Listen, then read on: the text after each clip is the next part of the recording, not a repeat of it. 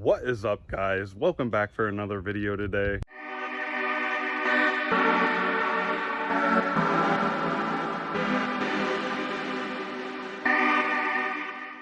What is up, guys? Welcome back to the channel. Before we get started today, I just want to thank all my loyal subscribers, viewers, people who leave comments, like, and share my videos. It helps me out big time to keep making content. And so just to recap on the last video, we have 5 new projects that we're planning to build on the channel, but everyone can go to the home page of my channel and vote on the poll which project you want to see featured first. And that doesn't mean that the second in line, third in line, and so forth won't get some spotlight, but it just won't get as much spotlight. This whatever's winning at the time will get the most spotlight, and whatever's winning today could be losing tomorrow. So go ahead and make sure you still vote. So once we do finish them, obviously we'll have to have some footage of ripping them around, having some fun with them. So there'll be some of that content. But when we do finish projects, we will go ahead and either create a whole new poll or whatever we need to do to add the new projects that I want to feature on the channel to replace the projects that have been finished. So with all that said, I'm super pumped. Let's jump outside. So to get you guys updated to present day on the K5, K20, or K5, K10 as I call it project, we really got to go back about 4 years almost, actually. And 4 years ago from today even, you would not even recognize this thing. It's totally different, so we got to rewind, but luckily I made some old footage way back when I got this thing. So we're gonna go ahead and catch you guys up to speed with some of the old video of how this thing started out, and then we can come to present day. Yeah, let's get started with the old video. Hey everybody, Jesse here at Fantasy Customs. I just got this project here a couple weeks ago, but I haven't messed with it too much. So far I pulled the old rusty carburetor off and threw on a brand new old stock Quadrajet. So I heard it, I just, put a little teeny gas down the chamber just to make sure it was gonna fire, and it did. So I'm happy with that. Now I've plumbed this from the aftermarket fuel pump that was in here. I didn't realize it was aftermarket, so it needs some adapters on it. But yeah, I got that plumbed now. So now I'm gonna go from that barb right there back, and then snake it along the frame back into. Sorry about that, I had a phone call. So yeah, I'm gonna plumb it back rubber right to that little rubber guy right there, and yeah, this is the box that the new carburetor came in. I just threw the old one in there. But yeah, it's kind of a project. So anyways, after I get that gas line plumb, then I can try and run it a little bit better. Though at first I couldn't even get it to start because they had the distributor set in there wrong, and the timing was like way off. So at least I got it to start up and run now, so I'm confident to throw some money in this. So anyways, so this is the proportioning valve, and I'm just running new brake lines because I need brake lines, I need brakes, and then I got some wiring stuff to do, and I've already run new transmission lines, focus to there. But I got up here and I got an adapter for these. It wasn't the right size, but the adapter doesn't work, so I'm not really sure what's up with that, but I need to make those big enough to thread into there. But the adapters that I got are just slightly too big to be able to thread in there for some reason. Anyway, so I'm gonna keep plugging away and I'll keep you guys updated. Hopefully I can rip this thing next weekend. It's pretty much the deadline, but don't know if I'm gonna be able to. I'm gonna try. Alright. See you. Hey everybody, Jesse here. A little bit of an overcast day out, but that's okay. So we're out here working on my project mud truck here, and got this oil pan off because this dipstick here was not there when I bought the truck, and I believe some mud bees or whatever came in and they filled the hole up with mud, so I didn't want to push all the dirt down into the oil pan. Plus I didn't know how much dirt was already down in the oil pan, so I pulled the oil pan, knocked the dirt through, got the stick in. It's pretty good. Let me show you something, because I'm not used to seeing this stuff very much, but as you can see right here, the dipstick comes in and through, and look at how close it sits to the crank. I'm just wondering if that's too close. I don't know how well you can see it, but it's like a ½ inch away, and I just wonder if when it's rotating around if something's going to contact that at all, and if so, I imagine that's probably not good. But I got to get in here, under here, and scrape the rest of this gasket off the surface and just go over it really quick, clean it up, and then we can get this oil pan back together here. I planned on doing it right away, but the house is getting in the way. So anyways, I'm gonna get under there and scrape that now, and then we'll come back and bolt it up. Okay, after fiddling around with that for a while, got her back on.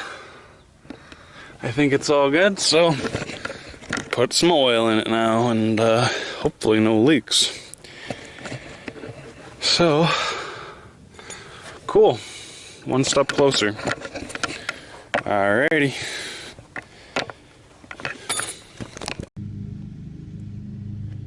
Hey everybody, it's Jesse here with the mud truck project here. This is a little update here. I've got the steering shaft done. It's good up there. I'm missing the bolt down here still.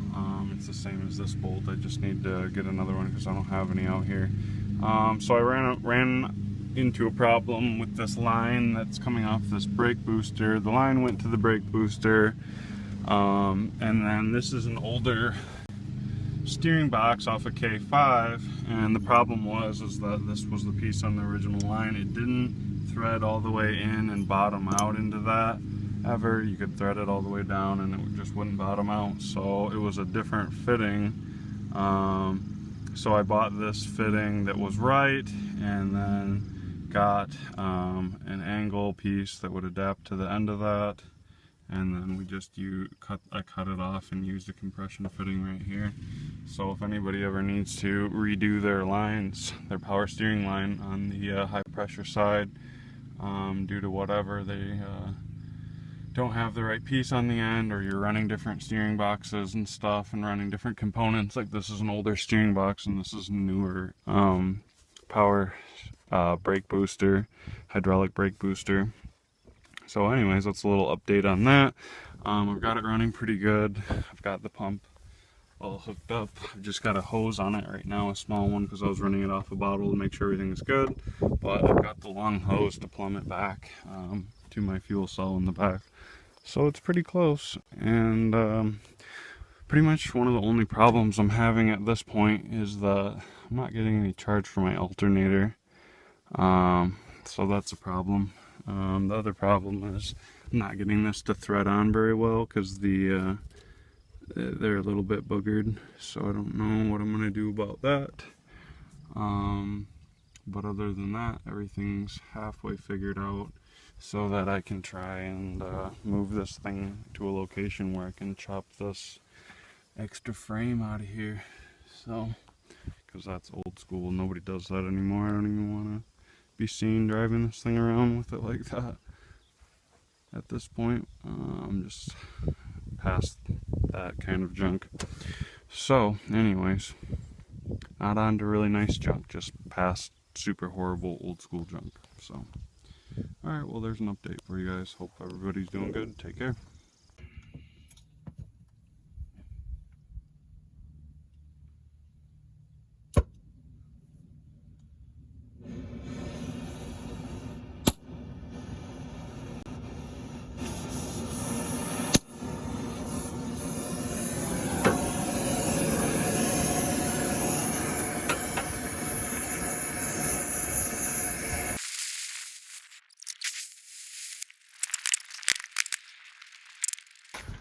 We got it burning, unfortunately. I'm gonna try and yank this sideways and see what happens. See, look at her smoking. It's rubber burning. See if I can't just sneak in.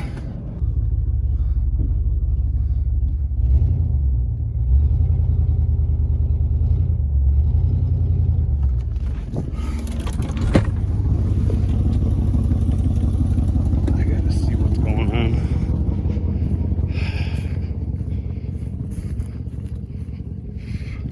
Is it hitting? It's hitting for sure. Trying to break that right off. Not much I can do about that. That's sitting on there, bent that again.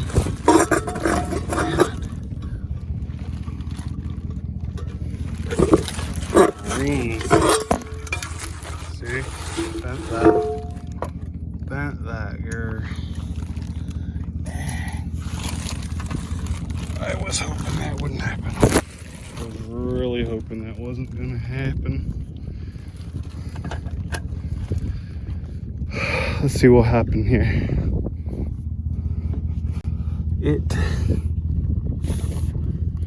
The bolt's still up in there. So we're gonna cut it some more. All right, we finally got it torched to where it finally let go. Stupid thing. And yeah, I already showed you I ran into all my stuff all over again. Bent that rod, probably can't keep bending it back and forth. She'll break, but she's plenty long. We'll snip her off. Broke the crap out of that. And anyways, let's see if we can pull this body off without hurting anything. See something like that, it's gonna hang me up. All right, let's try again. We can yank this out.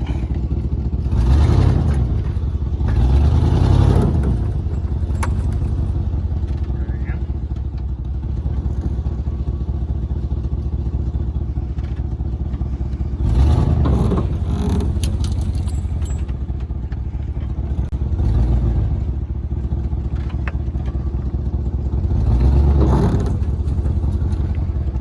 Now, what I could try and do is bash on some of this stuff and see if it'll come loose. But I mean, we've got so many welds and pieces. I'm thinking not. Some of them they might have done better than others on it. So, oh shoot, forgot we got this on here. Let's pull this somehow.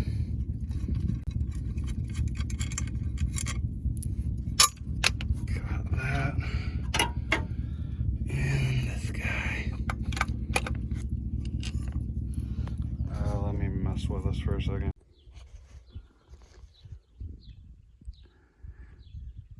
If you were wondering how hillbillies do stuff, this is it right here. Redneck destruction. I'm actually fixing, believe it or not, I'm fixing this. See how there's two frames? I only want one. So I gotta rip it apart piece by piece. I'm gonna take this sledgehammer, and that's the last one holding the body to the frame. I was gonna do them separately. Sorry, darn buttons on this phone are too easy to push when you're trying to record. But yeah, you can see the welds just didn't really penetrate from them. But anyways, got a guy on a lot. Oh, I thought it was a Harley. Nope, just a Ford. All right, well, let me give it a couple whaps.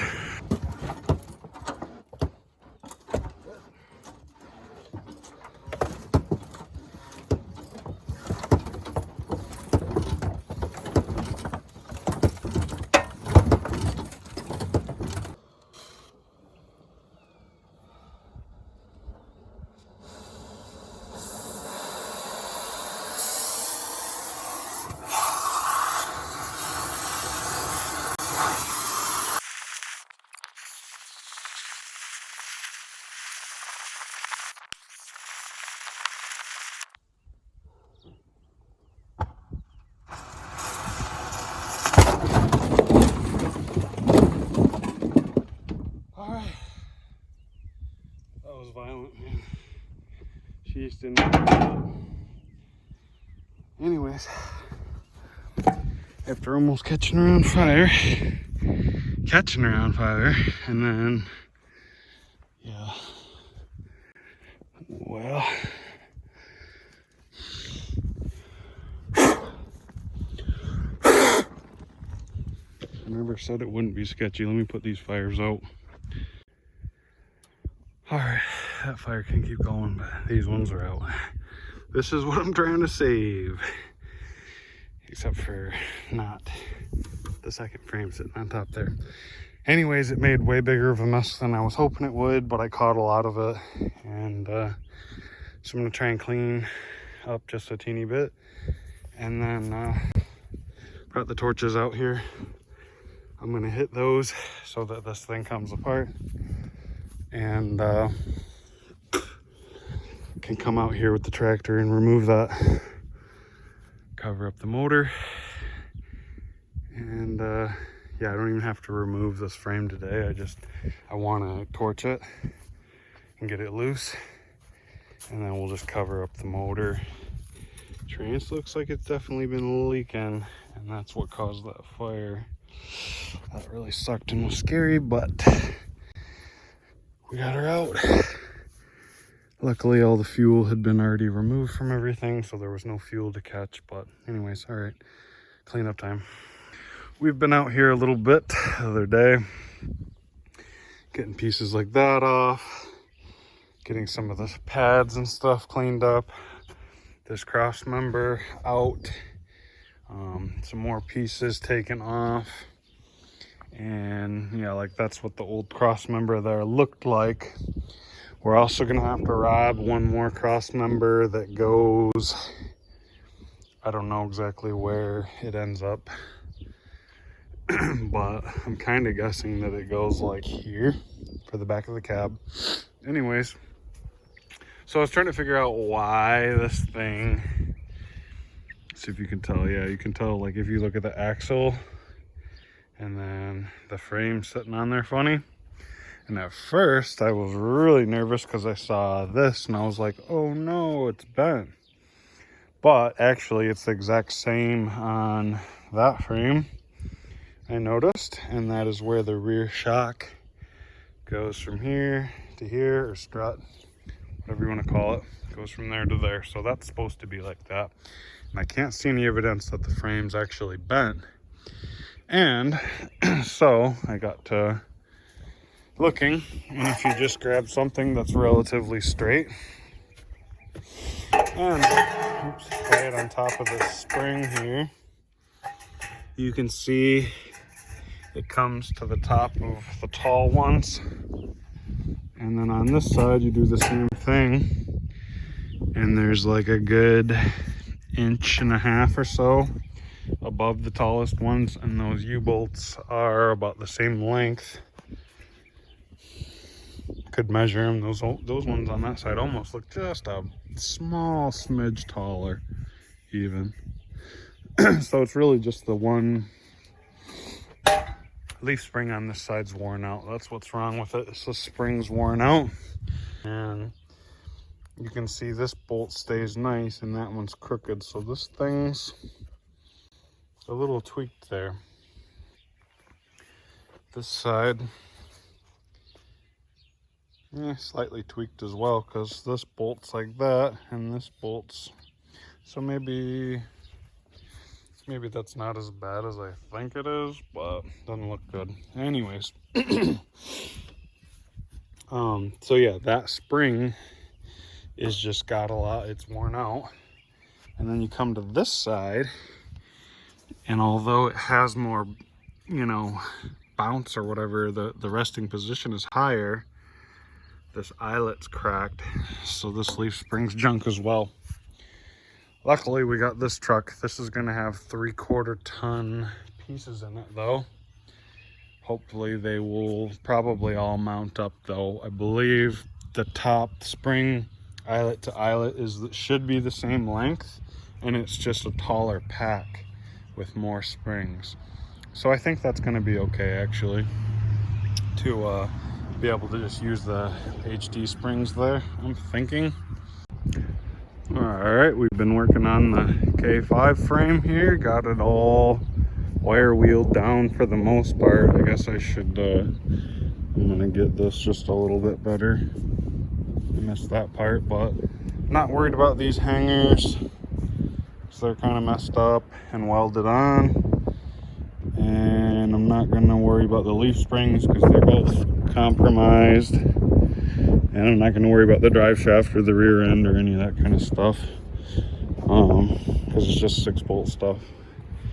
So, but we got like all these pads clean, so I'm going to hit all those just to protect them because they were flash rust, like pretty much flash rusting or whatever you want to call it. Anyways, let me get that last bit and then get the paint. Over here we're just throwing this satin Rust-Oleum. Stops rust, blah blah blah.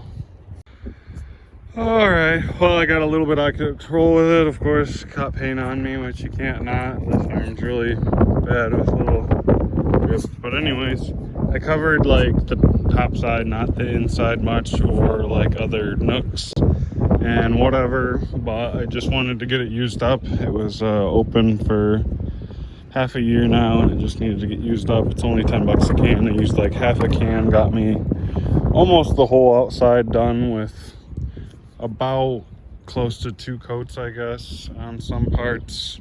So a whole can, a whole quart probably would have done it. And especially if I would have taken like all the rubberized old coating off on some of the spots that I hit again, it definitely goes on a lot smoother once you get it all worked down. But anyways, that'll protect it a little bit, and I'll get another can of that and keep going on that. Get the insides covered really good and go over it all with another coat. And yeah, I like that though. That's gonna help it last and look good, so we'll keep that up. And I think that's it for today. We're gonna let this dry and then get that tarp situated back down, hopefully before it blows off. Get the wheels cleaned up here. I gotta get in the shop here and try and get this YZ125 case done. So cool, let's get to it.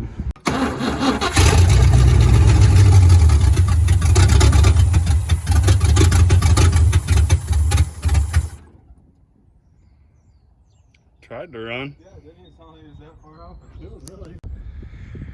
We got a new one. Woo! Weight reduction to the max, baby. But yeah, my buddy had this, messaged me this morning, said he wanted it gone ASAP. $300, clean title. She actually runs and drives. Well, it was. It had a nice Edelbrock on there he wanted to keep, and he yanked the distributor too. And he wants these tires back. Guess these fronts aren't even his, and maybe none of them were his, I don't know.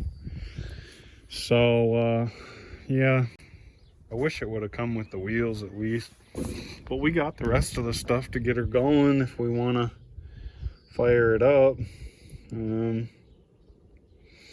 But yeah, she's pretty rough, man. She's pretty rough. I'm thinking we pretty much bought her for the axles. So I want to show you guys this. I really should have been filming the whole time, and I apologize, but this was one of the most sketch things I've ever done with my tractor. And you know, but I just really wanted to get it done, and I could have done it more carefully, but I knew that the rust was the rust, and it was all pretty bad. It's really bad on this driver's side here.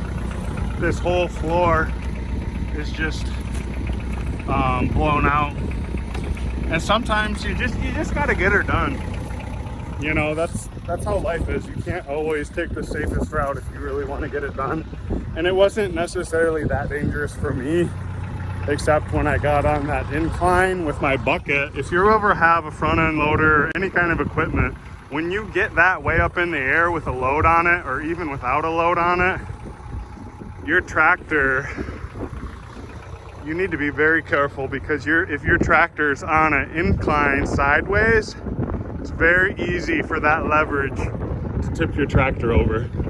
And again, guys, I'm sorry about the wind, but I'm kind of in a hurry today. I'm trying to get some stuff done, so I didn't get to film that. I mean, I should have really filmed this, but I don't have a helper here, so it's pretty hard to film and do, especially stuff that's dangerous, all at the same time. So it wasn't that dangerous for me because I have a cab on there. Even if it did tip over, it's not like riding a tractor with no roll bar on it and it's gonna crush me. That actually killed someone in this area a couple years ago. A person I knew, he was an acquaintance. We weren't great friends, but we had definitely hung out together and had some fun together before, and we miss him very much. You know who I'm talking about. My condolences to the whole family there, but anyways, so we got her on there. Couple of these tires lose air. Looks like that one's flat, the back one's good, that one's flat, and that back one is also flat. Let me see, is this flat too?